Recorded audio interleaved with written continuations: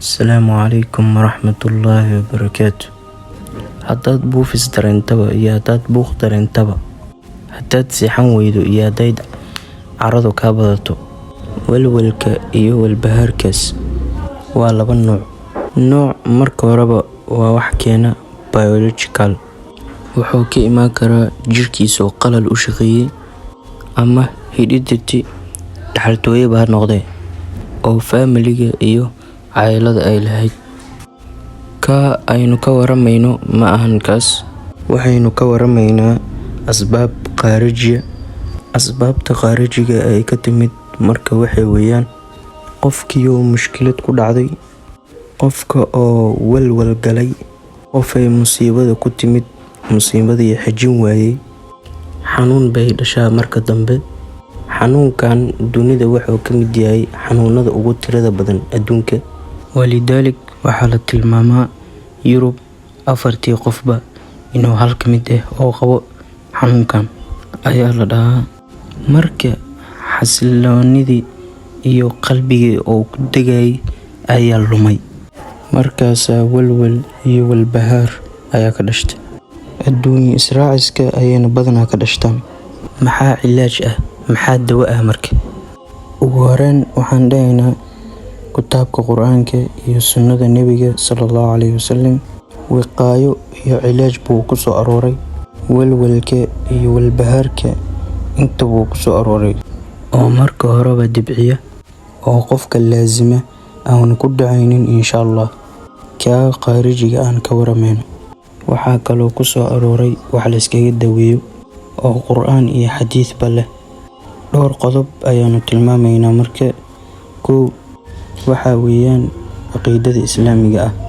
Qofka muslimka wuu ka walbahaar iyo walwal yar yahay qofka aan muslimka ahayn. Caalamul islaamina wuu ka yar yahay asigoo ka mushkilo badan, haddana wuu ka xanuun yar yahay markii loo eego xanuunada walbahaarka iyo walwalka ku saabsan, ayadoo ahayd mushaakilka yaala oo ka tir badan yahay inuu ku bato oo haddana ku yar yahay.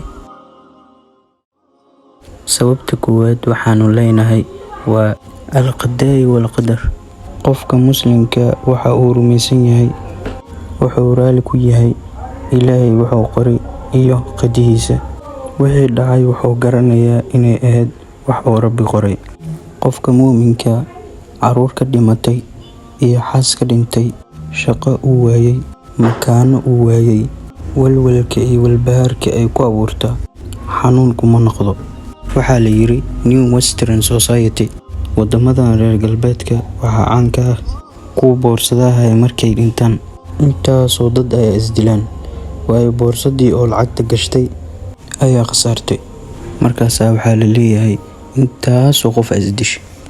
Markab u rarnay ayaa quusay, markaasaa waxaa maqlay wuu waashay ama wuu isdilay. Laakiin qofka muslimka inkastoo ay xanuunku beerayso, hanti uu waayay ama qof uu jeclaa uu ka geeriyooday, laakiin durba wuxuu rumaystaa in Alle uu qadaray, dabadeedna wax weyn kuma noqoto. Al-qadaa wal qadar oo la rumeeyaa qalbiga wax badan ayuu ka taraa. Shayga labaad aan leenahay wax badan ayuu ka taraa al-iimaani bil yawmil aakhir. Qofka muuminka waxa uu rumaysan yahay wax kastoo dhiba oo ku imaada adduunyadu oo ay tahay wax yar aan macno lahayn, dee wax qiimo leh markaad weydaad la naxaa. Laakiin adduunka gebigeeba Nabi Maxamed sallallahu alayhi wasallam wuxuu leeyahay low kaanat ad-dunya tactadilu cinda Allahi janaaxu bacuuda maa saqaa kaafiru minhaa shurbata maa. xadiiskii Imaamu Tirmidhi uu warinayo Sheikhna Baalina saxiix oo ku tilmaamayo adduunka dhammaanteed hadduu Ilaahay agtiisa garab ganaaco oo la mid ahaa lahay. U fiirso, ganaaca ayaa la sii qiiqaybiyeyba, ganaacadii aan ogeyno yareed ayaa la sii qiiqaybiyey, ayaa la tilmaamay garabkeed. Hadduu Ilaahay agteeda ee la mid ahaa lahayd adduunyada garab ganaaco, qiime intaa la eg hadduu ka leeyahay, gaal koob biyaa moose ka siiyeen baa la yiri. Idan qofka muuminka wuxuu rumaysan yahay adduunka wax loo walwalo inuusan jirin.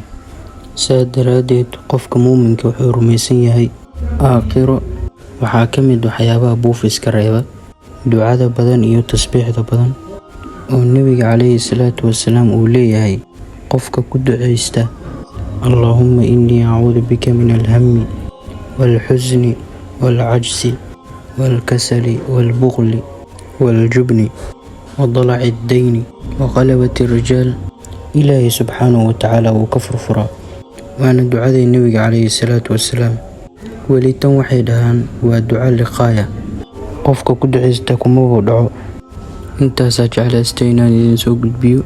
السلام عليكم ورحمة الله.